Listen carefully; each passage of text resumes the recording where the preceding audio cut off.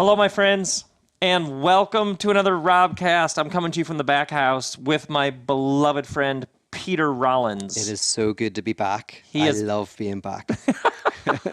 Pete and I have been covering some miles together. Yeah. We have some miles we've covered and some miles to go on this tour we've been doing together. I've missed you. It's been a week since I've It's been seen a week you. since we've been together nonstop. We've been hanging around all lot. day, every day. Yeah.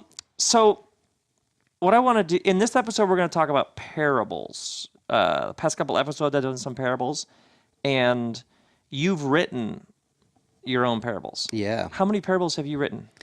I brought a book out. It had 33, which but I've written more than that. But that was my initial foray. Okay, so folks, I want to take Pete through how he writes a parable, and then I think there's something about the way that we grow, the way that we wake up, the way that we mature, that the way that we learn. The parable is like I feel like it's having a resurgence. Mm-hmm. It does something different. And for many people, education was get information and then act on it. And the parable does something else, which I want to explore with you. I want to explore with you, and then will you do some of your parables for us? Oh, yeah, I'll tell you a couple. Okay, great. Yeah. But before that, we need to talk about tour. Oh, yeah. Because, my friends, we next go to Texas. Yep. We're going to do 2 nights in Austin.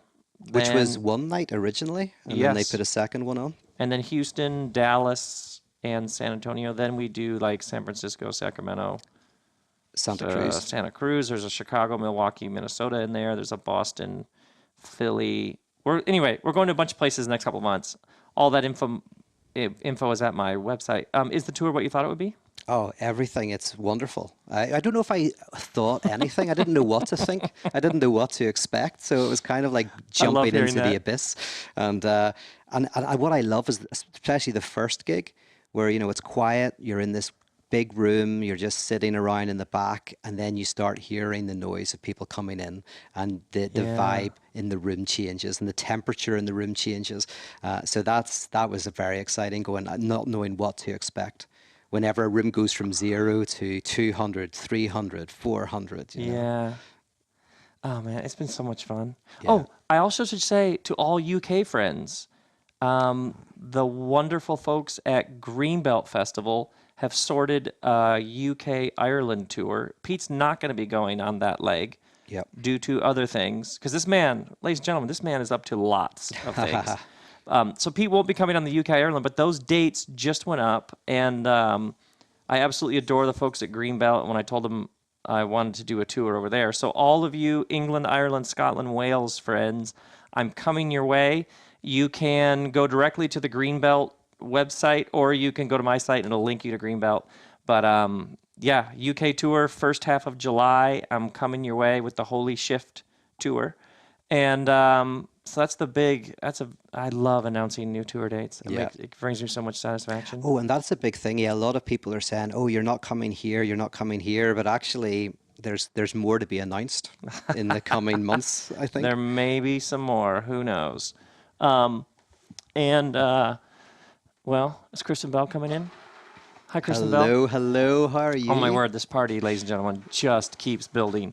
Okay, so we've announced UK dates. We've talked about how much fun we're having, we'll get you and me in Texas. You in Texas will be fun to see. Yeah, I love Texas. I love Houston especially. One of my favorite places in the world. There's one of your favorite places in the world is Houston. Yeah, did not expect to hear that. There's this the Rothko Chapel is in Houston. Oh yeah, I've heard about it. So that's one of my favorite places in the world. Is the Rothko Chapel. So someone just sent us a link to it. See, I should see it when we're there. Oh yeah, we should. Like if there's any time, we should definitely see it. It's beautiful. That's stunning.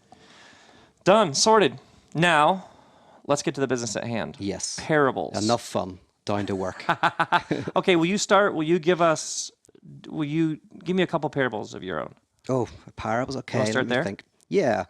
Okay, I'll tell you the very first parable I ever wrote. Excellent. I don't think it's necessarily brilliant or anything, but I remember walking down the street and seeing this car, and in the back of the car it said, if Christianity were illegal, would there be enough evidence to convict you? So I went home that night and I thought about it, and I went to sleep, and the next morning I got up and got my computer out, and I imagined a world where this is true, that Christianity is illegal. And this guy gets arrested, this pastor, and he's brought before the court. And he's very scared. He's very worried. He knows that this could be a life sentence. In fact, it could even be death. And he's eventually brought before the judge. And the prosecution have this big defense against him. They have all of these books from his library, all these religious texts. They bring out some religious music. They have recordings of his preaching. They have videos seeing him in church. And then to close the case, they bring out his Bible. And this is a well-worn leather book with underlinings throughout and notes. So the evidence is presented, and this guy, he tries to keep his cool. He feels like he's going to cry out any moment and say, it's not true, it's all lies, I renounce Jesus. But he doesn't. He's a strong guy, and he stays quiet. And when the judge asks, has he got anything to say? The man says nothing. So he's let out, and he's outside the court for about 30 minutes, and then he's brought back in. He sits down, and the judge stands and says, of the charges that have been brought against this man, I find the accused not guilty. And suddenly all of the fear and the trepidation turns into confusion and even anger. And despite himself, he says, well, what do you mean I'm innocent? And the judge says, I don't see any evidence of faith or Christianity here. And he says, well, what about all the books? What about all the music? What about the times I preached in church? The times I wept with people and prayed with people? The times that I have stayed up all night poring over the Bible?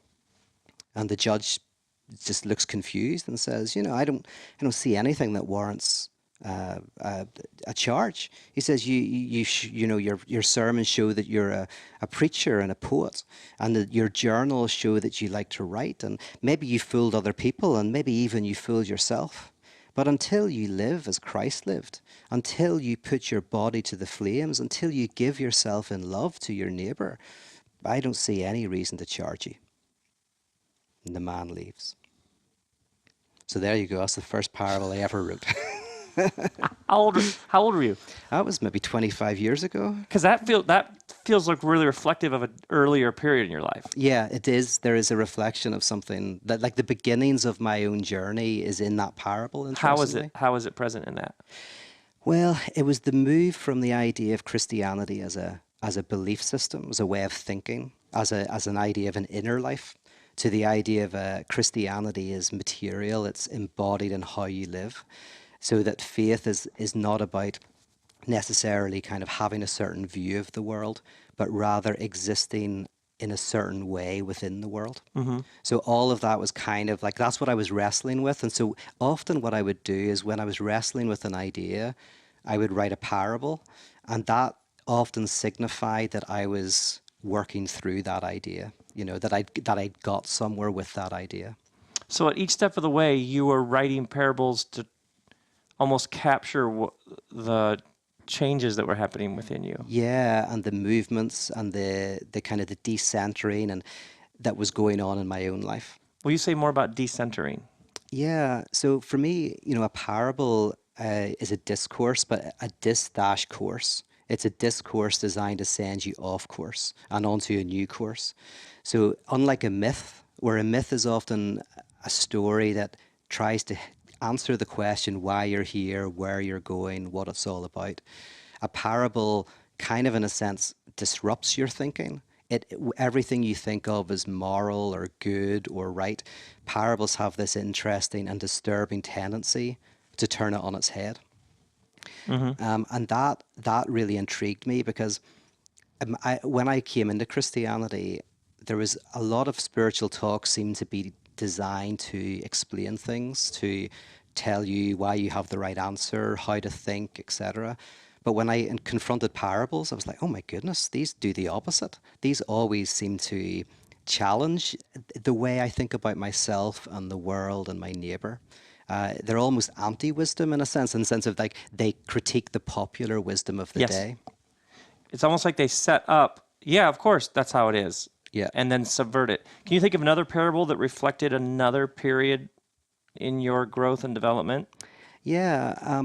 And this parable is about another pastor actually, who is a very godly man, but he finds he has this weird spiritual gift. I've never heard you tell stories about pastors I or even know. use the word Christianity this much. I know, it's interesting because I kind of, well, this book that I wrote was a lot of years ago in parables, so there's a lot of that Is that what the language. this book? The Orthodox Heretic is all the parables.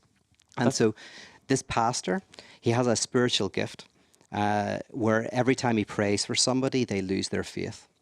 Now, this is a bit embarrassing as a pastor of a church because, like, you know, anything happens. As soon as someone says, "Could you just say a blessing over me?" and he would do that, they'd go, "I don't believe in God anymore. I don't believe in angels and demons. I don't believe in any of that stuff." So the pastor kept this spiritual gift to himself. But then one day he was on this train, and across from him was this businessman who was very stressed. He was drinking. He was shouting at somebody on the phone. He was very unhealthy. And when the businessman put down the phone, he orders another drink. And then he sees that this pastor's, you know, reading a Bible. He says, "Oh, are you a religious man?" And the pastor says, "Yes, I am." And the businessman says, "So am I." He says, "I'll tell you what, it's my faith that holds me together. I'm in this difficult job. I've got difficult relationships. I've got all of these anger issues. It's, you know, you probably heard that on the phone. It's terrible, but you know what? I go to church on a Sunday morning and I go to my prayer meeting on a Wednesday night, and that really kind of helps me get by. It helps me kind of survive the crazy world that I'm in." And so the pastor suddenly has an insight, and he says, "Can I pray for you?" And the businessman says, "Yes." So the pastor says a simple prayer, and immediately the businessman opens his eyes and says, "What a fool I've been. This religious stuff's rubbish. All this faith is nothing. It's stupid. It's ridiculous." And he stopped, you know, going to church. He stopped doing all of that stuff. But what happened is that now he was confronted with himself. He just had to look at his depressing life. He no longer had this little element of his life that helped him get through things. And so he said, "Well, I probably have to change my job. Maybe I have to work through my anger issues. Maybe I should try and work on my relationships. Maybe I should actually be doing something more worthwhile with my life." And so he very gradually began to change his life. Anyway, about 10 years later, he's walking down the street. He happens to see the pastor. He runs up to him, starts to cry, embraces him and says, "Pastor, thank you for helping me discover my faith." So yeah, so And how old were you when that one came out? That was a few years later. So yeah, it was around the same Like time. late probably. 20s. Late 20s, yeah. I started to, you know, and that, this actually describes for me the very structure of a parable. For me, a parable is dialectic. And by dialectic, I mean a parable generally starts off with the position that the listener takes for granted. And then it goes to a contrasting idea that the listener will find potentially offensive or wrong or disturbing. And then, which is the real trick of a parable, is the structure of the parable then seems to suggest that the opposite position fulfills the original position. So, for example, the story of the Good Samaritan, the idea that a priest or a Levite who would see somebody beaten up on the side of the road and naked. So the idea is, of course, someone's beaten up on the side of the road. A priest goes past, doesn't touch him, right? A Levite guy walks past, crosses the road, which is completely normal. In fact, that was the what exactly you should do. That was the morality of the day, to do with purity laws, etc. You couldn't, you know, go over to this naked, beaten man. But then the story takes a Samaritan, somebody, you know, unclean, someone who's looked down on, and the Samaritan helps this guy. So suddenly you have this contrasting view. And then the third position is, and actually that fulfills the original position. Actually, that's the moral thing. That is the good thing to do. So this dialectic process, you kind of find it in all parables. And that's why they're inherently disturbing, because they inherently turn upside down our wisdom. Yeah, and you think about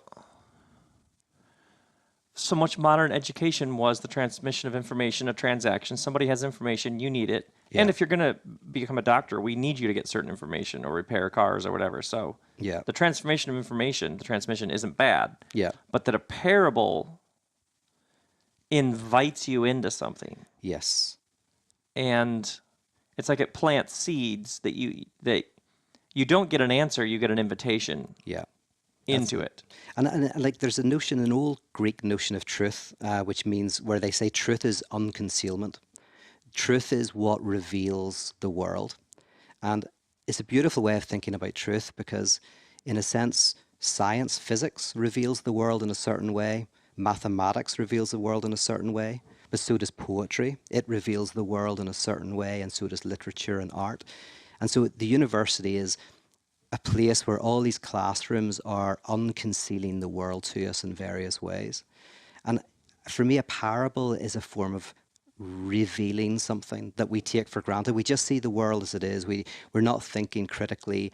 And then a parable just helps distort our view and disturb our view enough that something is revealed. Something is revealed about the way we live, about the world that we inhabit.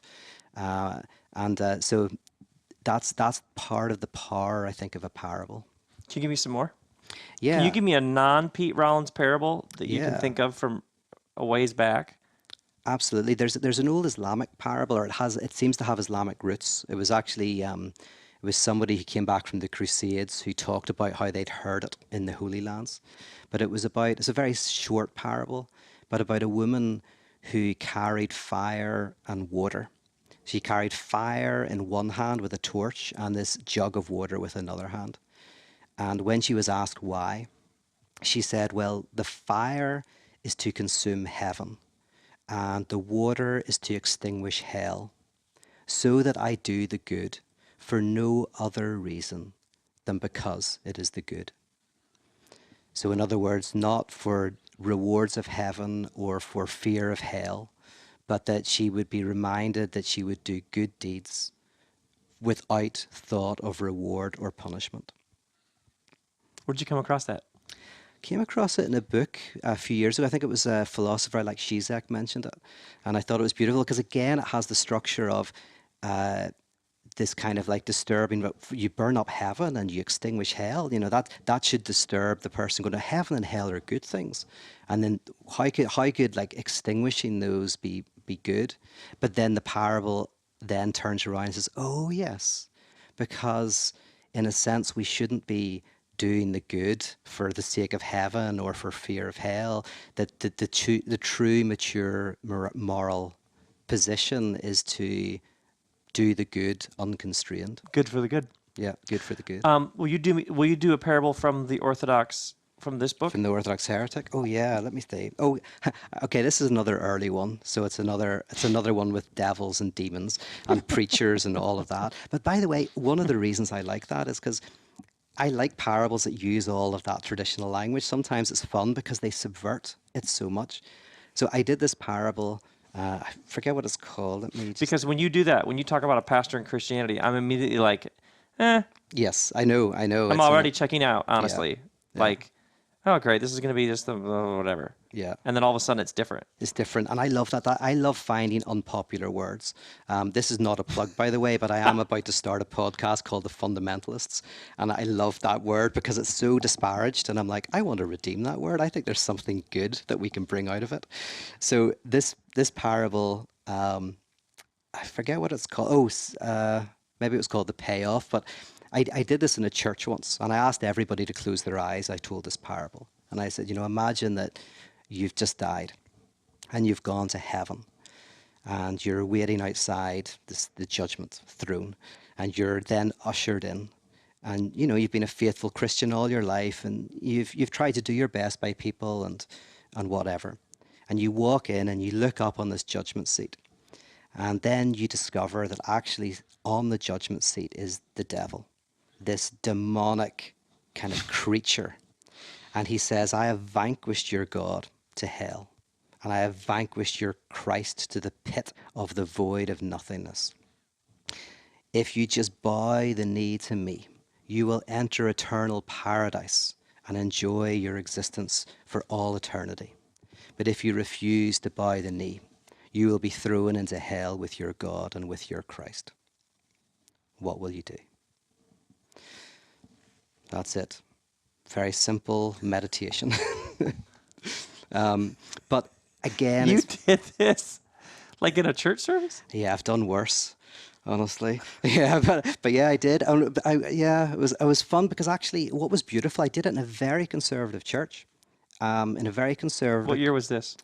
That would be What in. lifetime ago was this? This would be my early 20s. My early 20s. I ripped the Bible up in a mega church and threw it across the room. This was ridiculous. I shouldn't have done it. But This was 20 years ago. this is 20 years ago. This was a Pete I don't know. Yeah, this is the Pete you don't know. In fact, yes, we're talking about it. But this is where I was getting my teeth into religion, trying to understand religion. Because you were new to it. I was new to it, so yeah, I was trying to figure it out. But the beautiful thing is, I was in a community that was very conservative, evangelical, charismatic, and they loved this stuff. Even and of course, sometimes they thought I was a bit crazy because I was. I thought I was a bit crazy, but they were. So when I ripped the Bible up, I started off and I started doing a boring talk about the Bible, and I made sure it was purposefully really dull. And then, it's so stupid, I was 18, I think, at the time. And so then I ripped it and threw it across the room. And then I started to talk about how the text isn't sacred. The paper and the ink, it was when it's incarnated in us. So I did this talk. But anyway, some people went to the eldership to kind of say that I shouldn't have done this. And one of the elders, it was beautiful, he picked up a CD-ROM, so that shows you how long ago this was. He picked up a CD-ROM of the Bible that he had on his table, and he snapped it in half. And he says, well, how did you feel when I did that? And one of the people said, well, that's different.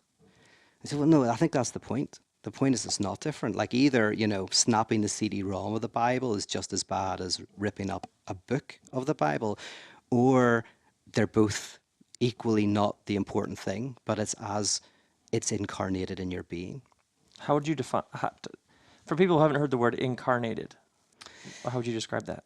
Wow, I could describe it with a Buddhist parable, if I can, if that's okay. I actually adapted this, but I stole it from the Buddhists. There's this story about this young woman who hears this inner voice that asks her to translate and distribute the sacred scriptures to the people. Because at the time it was only in a language that people didn't read, and it was only the priests who had the text, the religious leaders. Now she had no money, so she set about raising the money to get the translators and the printing press, and she sells everything she has and she begs on the street.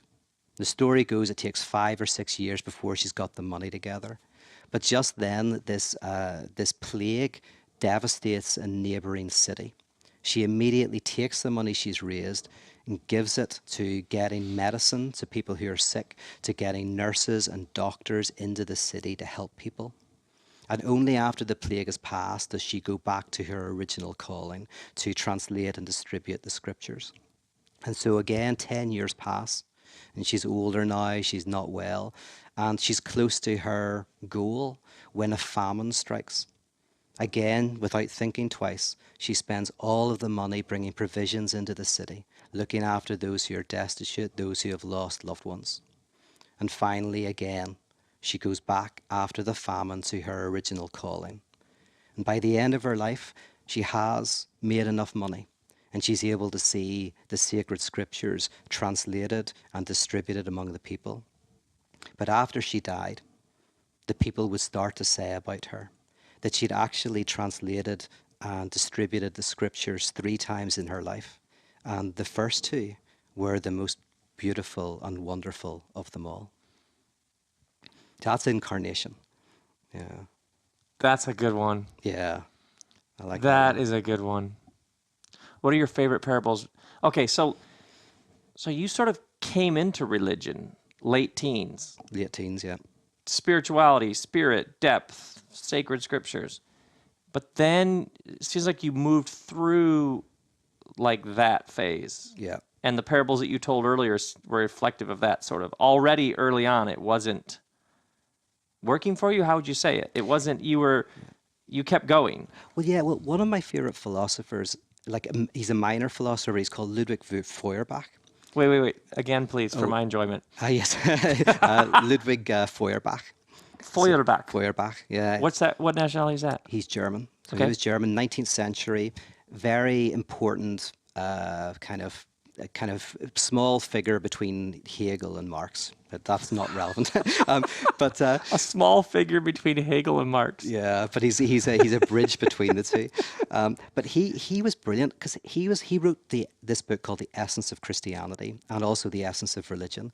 He read theology religiously. He wrote a book on Martin Luther, and he was a materialist, the atheist, didn't believe the stuff in that way, but he loved theology, and he said, you misunderstand me if you think I'm critiquing theology and Christianity. He says, no, I'm a friend of theology. He says, I think the true heartbeat of the scriptures, and he's thinking of the Jewish and Christian scriptures, he says the true heartbeat is real food and water for real people. The real heartbeat of this is justice and righteousness and a love of your neighbor.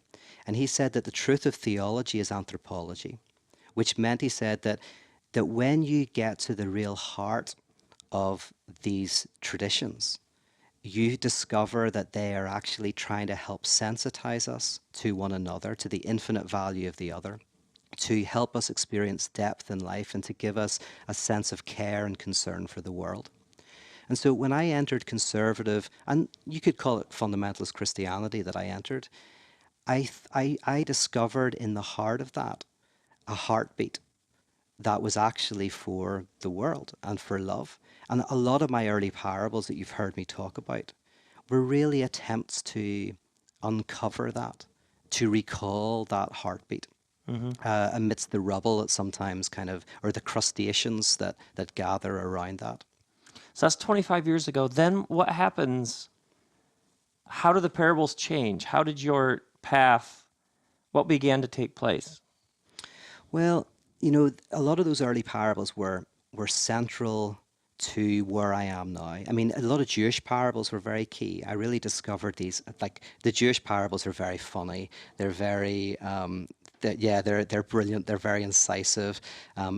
Like what? What was the favorite one? Well, I've got a few, but there's an old one that's simply two guys arguing about a passage in the Torah, and they've been arguing for 20 years about what it means, and they can never find agreement, and every day they're there fighting it out. Well, God, who's got the patience of a saint, but even God is getting annoyed by this. God is like, I cannot listen to these two rabbis anymore. So he says to the angels, I'm going to go down and I'm going to tell them what I mean. Right? So he parts the clouds, goes down to this park where they're sitting, arguing the bit out, and says, all right, lads, I've listened to you for 20 years. I'm going to tell you what that passage in the Torah actually means. And in a rare, very rare moment of unity, the two rabbis turn to God and say, what right have you to come down here and tell us what it means? You bugger off back to heaven and let us argue about it, right? So I was like, when I heard that, I was like, what does that mean? Because in a sense, my Christianity was all about, that's exactly what you wanted. What you wanted was God to tell you what the verse meant. The verse had a single meaning, and my goodness, you would pray all night to get God's view on it. But then as I looked at this parable, I was like, oh yes. Within that tradition, it's more like going to an art gallery and looking at your favorite piece of art. The art doesn't lack meaning. It has so much meaning that you can't pin it down. So much meaning that you have to look at your favorite piece of art again and again and again. And every time you look at it, you get something else out of it. And so if the artist even comes along and says, oh, I can tell you what this piece of art means, you go, you clear off. The idea that you created something that has a singular meaning. No. It's not about the correct interpretation. It's about, do I love the piece of art? Am I transformed by the piece of art? Does this piece of art speak to me in ways that transform and revolutionize me? So yeah, that's a big thing in some Jewish Absolutely. parables. Oh, Yeah. absolutely. Yeah. The arguing is, yeah. Yeah. I mean, that's it. It's almost like, oh, one more very quickly. Sorry, of the Jewish ones. Sorry, no way. Give me all of them. All the ones you got. Yeah, I mean, some people have heard this one before. It's a classic, but it's this young guy who's arrogant. He's in his 20s, and he goes to this old rabbi who's in his 70s. And he says, Rabbi, teach me the wisdom of God, the wisdom of the Hebrew people. The rabbi laughs. He's like, you're in your 20s. What do you know? You still, go away. Come back to me in 20 years. But the young guy goes, listen, no, no, no. He says, I know Aristotelian logic. I know symbolic logic. I'm ready for the logic of God. So the rabbi says, well, I'll ask you a question to test you. He says, okay, two guys come down a chimney, and at the bottom one has soot in their face and one doesn't. Who washes their face? Well, the young guy says, that's obvious, the guy with the soot in his face. And the rabbi says, no, not at all. He says, the guy without the soot in his face. Why? Well, because he sees the other person has soot in his face. Therefore, he thinks, I must have soot on my face, so he washes his face. Well, the young guy goes, oh yeah, of course. Listen, try me again. And the rabbi says, okay. He says, I'll ask you a different question. He says, two guys come down a chimney, and at the bottom, one has soot in their face and one doesn't. Who washes their face? And the guy goes, oh, the guy without the soot in his face, because he sees his friend, and the rabbi stops him and says, stop trying to be smart. Of course not. The guy with the soot in his face. You think he can't taste it in his mouth? He can't feel it in his eyes? Are you dumb? And the guy's confused. He says, try me one more time. And the rabbi says, okay, this time I will ask you a different question. He says, two guys come down a chimney, and at the bottom, one has soot in their face and one doesn't. Who washes their face? And the guy goes, was it my first answer for different reasons? And the rabbi says, no. He says, they both wash their face. How could you not come down a chimney and not think you got soot on your face? Now clear off and come back to me in 20 years, right? So I love this because, again, the idea, I think, is that this young guy is thinking that religion is the answer. I'm ready for the religious answer. And the rabbi said, no. It's a conversation that's been going on for thousands of years. This is a conversation that's been going on before you were born and will be going on after you're dead. Yeah. To enter in is to enter into the life dynamism. is the answer. Exactly. The dynamism, the antagonism, the movement is the answer. That's a good one. Do you have any other? Do you have any other? I got Jewish ones? hundreds of them. Keep going. Give me another Jewish one. Another Jewish one. Let me see. Okay. I love them. Trying to think. Oh yeah, I think this is a Buddhist one, and everyone's heard this one before. But there's a good Christian version. I'll tell you the Buddhist one and then the Christian one. It's about this priest who's praying in this temple, and there's a cat, and the cat's always running around like disturbing everybody. So he always ties the cat to the tree during the prayers and meditation, and eventually the old guy dies. And so the disciples continue to tie the cat to the tree during meditation. Eventually the cat dies, and so the disciples go down into the marketplace and they get another cat to tie to the tree during meditations. And now after 7 generations of cat, eventually the tree falls down, and so they plant a new tree to tie the 7th generation of cat to. And then finally the scholars turn up and they write learned treatises about the theological significance of tying cats to trees during meditation. And the Christian version is a mega church that always told people to turn off their mobile phones before the service. But then after a year or two, they discovered some people didn't have mobile phones, some of the older people in the congregation. So they started to hand out mobile phones at the beginning so that they could turn them off during the service. There's a nice little parable. Okay. Here's a funny thing, by the way. One thing is that, I said about the artwork, that the idea is that the artwork has more meaning than you can articulate. I discovered this with parables, is that parables can be interpreted in multiple ways. And in my first book on parables, I did try to give a kind of interpretation of each of the parables. But actually, good parables can be interpreted in other ways. And I discovered there was this kid who was like 12 years old who told me his interpretation of one of my parables that was much better than the interpretation I had when I was writing it. And I was like, oh yeah, that's the reason why I wrote that. So that's what's fun about all of these parables, is they continue to create meaning. Yes. They what's the word? They excrete meaning. It comes out of the pores of parables. That's a good phrase. They excrete meaning. Yeah. Okay, let's talk about, now let's fast forward 20 years. Yeah. What would be a parable you've created recently that would be reflective of where you're at now? Can you trace the parables? Yeah, although a weird thing happened to me, to be honest, right? See, when I was writing The Orthodox Heretic, I wrote 33 parables, and I was literally writing them every day. And as soon as I got to the last one, I closed the book and then didn't think of a new parable for about 10 years. It was so strange. I think Oh, I just really? went, I kind of did that. Yes. But then more recently, some of them have been coming back to me. But here's the annoying thing, I haven't been writing them down. So I know I came up with one last week and I didn't write it down. And hopefully in the course of this interview, it might So pop you'll back. come up with a whole parable now. Is it spurred by something you've noticed or seen in yourself? What catalyzes it or what sparks it? Yeah, it's the dialectic move that sparks it. It's whenever I see a way to critique common sense wisdom I have or my friends have, um, in a way that reveals a Yeah. truth, that unconceals the world, and that's happening all the time. But here, dialectics, the parables are easy to write. This is a secret. If people didn't, in one sense, you don't have to be a great writer. You don't have to develop characters. You don't have to like describe things. They are very to the point. They're very punchy. The only thing you need, I think, to write parables is to understand this dialectic kind of move. But it's not popular in America or in the UK, this type of thinking.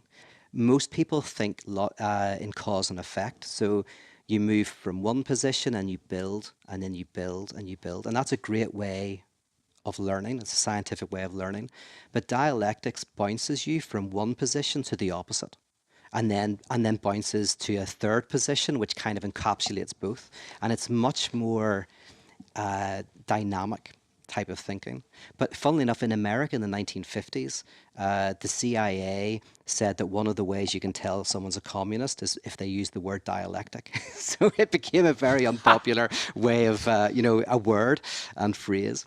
So, but that type of thinking I find within religions, I often find that you start with, so can I take an example of providence, for example, right? So there's this religious idea that, God or the universe will, look after you if you maybe are faithful, will crush your enemies, will heal you from sickness, will look after your kids. So there's a notion of providence. But then one of the problems with that isn't that it's true or false, it's just that it doesn't work. So if you're anxious, no matter how good your external world is, your internal world's in chaos. So if you're an insomniac, for example, no matter how black the room is and no matter how quiet it is, you'll always hear a creak or you'll hear the hum of the refrigerator. Your anxiety, no matter how perfect your external circumstances are, finds something to latch onto. Even if you had perfect quiet, you'd hear the blood in your ear, right? So people create more and more rituals. They have to listen to certain podcasts. They have to shower a certain amount. They have to do this, that to sleep. So then you kind of go, okay, there's a problem with providence in that sense. So you move to the opposite and you say, well, what if there is no notion of like this calmness and everything's going to be okay? But then you move to another position and go, well, hold on a second. The third position is, what if everything's not okay and you're okay with that? Like, what if that's true providence? The idea that you don't have to have a perfectly quiet room or a perfectly black room. You can actually sleep with a bit of noise and a little bit of light. And actually, you can even enjoy those things. So what happens, that's a dialectic move. You start maybe with a religious notion, and then you critique it. And then you go to this third position, and you go, oh, the third position might actually get to what the first position always meant. Which you see in the Bible, which is, through all the adversity and difficulties, you can have a sense of peace in all of the craziness. Doesn't mean you're happy necessarily, but there's a way of having peace in the storm of life.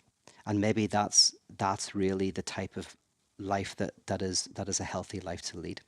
So that's a type of dialectic thinking. It's interesting. I this rhythm that's not like the three beats Yeah. to things. I realize how many of my sermons or how many of episodes in the RobCast of like there's light, which is oblivious, everything's fine, shiny, happy. Then there's heavy, which is it's all terrible. Yeah. It's overwhelming. You don't realize how complex it is. Do you see how much pain there is? And there's a lightness on the other side of heaviness. Which doesn't, and here's the trick of dialectics, which is really exciting. We're talking is that on the other side of it doesn't get rid of Correct. the complexity, It the doubt, transcends the and includes. ambiguity. It transcends and includes. So it's this beautiful thing where And this is the whole thing of starting where you're at. So your sermons, you start, like there's a wee story of a guy trying to find Tipperary in Ireland. He parks and he asks this farmer, this guy Seamus, he says, here, how do I get to Tipperary? And Seamus says, Is Tipperary a real place? It is, oh, real. Tipperary. Tipperary. There's a joke about it's a long way to Tipperary, but you have to set up for 5 minutes this fake animal called a rary that needs to be tipped over a cliff. I'm not going to tell you the joke, but this guy Seamus, he says, you're trying to get to Tipperary. He says, I wouldn't start here, right? Now, the purpose of that little story is, that's stupid. Of course, you have to start here. That's the extent of the story? That's the story, yeah. I wouldn't start here. You know, if you're trying to find Tipperary, I wouldn't start here. But you've got to start where people are at. Is that even a parable? Would you call that a parable? I don't know what I'd call it, but I'd call that truth. You know, a wee story. A wee story, okay. A wee story. And it's a story that says, you start, the first beat is where people are at. What's the wisdom and the idea and the place that people are at? Then the second beat is a contrast to that, throwing them into a place. So the first beat is like, religion is about comfort. It's about knowledge. It's about certainty. It's about having the answers. And then the contrast is, but no, life is full of uncertainty, complexity, doubt, and unknowing. And then the third beat is, what if in the midst of doubt, complexity, and unknowing, that's where we find a true life and richness and comfort. So there's comfort in those things. That's the transcend and include, which you love that stuff because you're all into spiral dynamics. Oh, man. Yeah. But I realized how much the dialectic that you're talking about, how often in life or in my work, I'm looking for, anytime I see two sides, I'm instinctively like, God, there's a third space here somewhere. And there's a third space beyond these that is bigger and wider and can contain all of this. It just keeps going. Exactly. And that's the whole thing of the dialectic. There's no stopping. That's why parables can continue to be written, because this spiral continues and deepens. And actually, when you asked me where are my parables now, actually, the funny thing is I moved from parables, mostly from parables, into comedy. I started to get really interested in comedians because comedians use this three-beat structure. They say something that we take for granted, then they kind of like throw you into something you never thought before and never saw before, and then the humor is in that kind of like confusion and decentering and destabilizing. So, for example, a comedian might joke about how they went to a doctor's and they had to strip down and this really embarrassing procedure. You go, right, okay, some of us have been there, obviously myself excluded. Right, so you got that. Then you've got they're talking about it, so you're uncomfortable, you're in that uncomfortable space. But then they laugh about it and they joke about it, and suddenly you're like, I shouldn't be embarrassed about this. This is fine. This is actually something that's part of being human, and actually, instead of hiding it, I should celebrate it. So what happens is, initially you think my comfort comes from not looking at that stuff. I'm going to bury that horrible experience, and then I'll feel better. The comedian then brings it up, and you're like, oh, I don't want to be there. I don't want to look at that. And then the actual joke itself, it robs that feeling of its sting. It's like, actually, you know what? I'm comfortable with my humanity. I'm comfortable with that crazy stuff. I don't have to hide from it. So that's a similar structure to a parable. Ah, very interesting. Okay, now one final thing. I want to talk about the absurd in parables. Oh, yeah. So Jesus in the parable of the prodigal son, it begins with a man has two sons. Men had two sons in those days. The younger son said to his father, give me my share of the inheritance. And generally, inheritance would be divided when the father died. So that was essentially a way of first century of saying, Dad, I wish you were dead. Mm-hmm. All I care about is your money. I don't care about you. So that the crowd would have just been like, no, this doesn't happen. Yeah, it's so shocking and over the top. Or there's a parable Jesus tells about a lost sheep. But what I love is he's speaking to religious leaders, specifically Pharisees, who had very strict clean, unclean rules. And like you would never touch a sheep because sheep are unclean. So he says, if one of you has a sheep and it wanders off, which is completely... Like, that's a joke in itself. So when Jesus says to a group of very religious people who would never get anywhere near sheep, now imagine if one of you has a sheep and it has 100 sheep and one of them wanders off. Yeah. That alone is completely absurd and over the top and ridiculous. Or the owner of the vineyard who people work a different amount of hours, gives them all the same. Or the owner who entrusts all his wealth to his servants and goes away. Yep. They generally begin with something completely absurd. That's it. So there's something, there's this great line that's been bouncing around in my heart for months now. Blessed are those who are in on the joke. Like if you read through Jesus' parables, they all begin with some absurdity. Yep. Like the whole thing is ridiculous. You get that, right? Because if you get that, you're halfway there. Yep. Which is so interesting to me. Like we're all going to die. You could die tomorrow. Cancer. We could have another drought in California. We could have like everything from the tragic, heartbreaking loss of somebody you love to natural disasters to stock markets that are all over the place. Yeah. Like the whole thing is barely hanging on. Yes. It's hanging by a thread. We could all go over the cliff tomorrow. Yep. And yet there's friends and love and music and wine and food and surfing and Yeah, absolutely. Actually, the book that I'm writing at the moment is a book on Christianity and the absurd, and it's arguing that Christianity is absurdist. It's proto-punk and it's proto-avant-garde. It's proto-surrealist, and that proto-punk, proto-avant-garde, proto-surrealist. Is that what you said? Yeah. It's a precursor to the Dadists and the punks, and because in a sense, and it's kind of like we think of religion as a meaning structure. The idea of Christianity, it gives you meaning, Right. but actually, when you read these texts, they crack open meaning. It's exactly what you said. Like there's an absurdist element to parables. They set up a position and then they blow it wide open. They Right. blow your whole world of meaning apart. And Soren Kierkegaard really understood this deeply. In fact, Kierkegaard said, listen, he says, I'm a religious man, right? He says, you can say, you can slag that off if you want. He says, you can say anything, I don't mind, but I'm a religious man. He says, the only two things I don't ever want to hear from you about Jesus, the only two things that will offend me more than anything else, are that you tell me he's wise or he's good. Those are the most terrible things you could say, right? And at first you go like, why would Kierkegaard say that? Because those are the two things. Even whatever people think about God or anything like that, they often go, but Jesus was a moral, if he existed, was a moral and a good person, a wise person. But Kierkegaard goes, no. From our standpoint, Jesus was immoral and mental.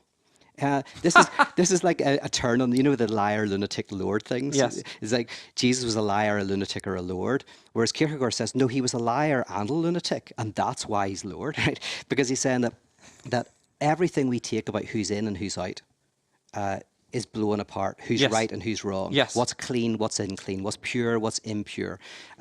Everything about... Who's my enemy, who's not? Yes, exactly. And wisdom is always about, who I can associate with and who I can't. And the way of the world, it's just the way it is that we have to accept. Jesus comes in, blows all of that up.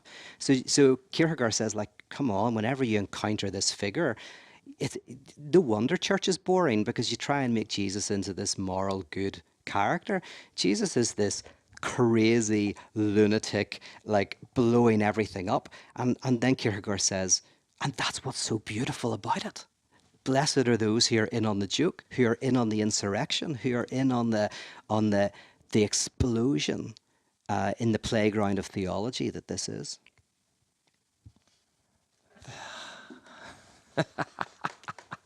I just have to enjoy that for a second. Oh, man. Okay. Oh, my word.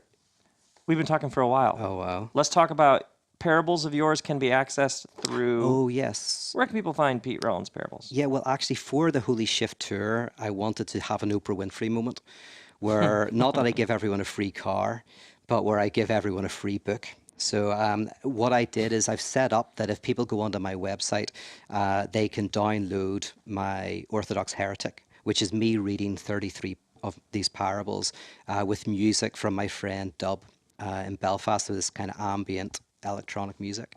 So yeah, if you just go onto my website and sign up, you'll get a free copy of the Orthodox Heretic. Nice. And then you're doing Atheism for Lent? I'm so excited. It's one of the things that I love most about the year is my Atheism for Lent. And explain what that is. Yeah, well, so you know, atheism is seen as the opposite of theology, like they're enemies, and theism and atheism are two sides of the school playground, and never do they meet except to fight. But the truth is, oh, they've had a passionate love affair. That their atheism and theism interact and interweave in wonderful ways. And that when atheism is divorced from theology, it becomes an adolescent positivistic cry against superstition. And when theology is divorced from atheism, it becomes this basement academic discipline with as much credibility as astrology or phrenology. But when they meet, they enrich and deepen each other. So atheism for Lent is every day of Lent, people get reflections, art, music, writings that bring people into this experience, this dance between theism and atheism. We look at, say, for example, the mystics, who said every time you say something of God, you have to be an atheist towards it, because every speech you make about God is less than God. We look at the materialist critiques of theology, we look at the existential theologians, and we see how these dance together, and that atheism has a theological heritage. And by the end of that experience, I really hope that people have a deeper and richer understanding of this word God. That actually it's I talked at the beginning of this about unconcealing, that truth is a form of something being revealed. I hope that this word reveals more than it did at the beginning of the course. And then once a week I give a seminar that kind of explores and contextualizes the material. Nice. Where do people sign up? Go to my website and they'll find all the details they need. Pete Rollins? .com, yep, peterrollins.com. And then you mentioned in passing a podcast. Yes, I know. I'm very excited about this. You know, I can see you're scared. I can see No, I'm smiling. No, your reign is over. The RobCast is done. You're going down. You're going down, sir. This is a battle to the death. Yeah, no, I'm super excited. My housemate is a comedian called Elliot Morgan. A veritable YouTube legend. Yeah, he is a total YouTube legend. Anybody under my age will have heard of him. I'd never heard of him because I'm too old. But he is a brilliant YouTube host and comedian and a great friend of mine. And we decided, let's get into this podcast thing before it becomes big. Before everyone has one. I think we were a little bit late out of the game, but the idea is we're called the Fundamentalists, and it's about a comedian with a love for philosophy and a philosopher with a love of comedy sitting around late at night, having a drink, talking about the art of living well. And if you don't listen to us, you'll go to hell. So. And we launched this Sunday, which is very scary. Yeah. Oh, which will this Sunday will be the day after this episode comes out. Yeah, so. We just released a lovely little trailer saying it's Friday, but Sunday's coming, and that good old evangelical phrase. Seriously, Pete. Yeah. I'm so glad we're friends. Listen, man, it's such a ride. I'm so glad we're just getting going on our tour. I know. I love all of this that you bring about the parables, because it feels like we're learning in ancient ways that are being rediscovered.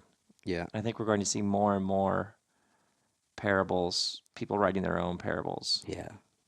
Because they do something to us. Yeah, they're funny, they're disturbing, and they're transformative. They're discourses that send us on new courses. Oh, so well said. Grace and peace, everyone.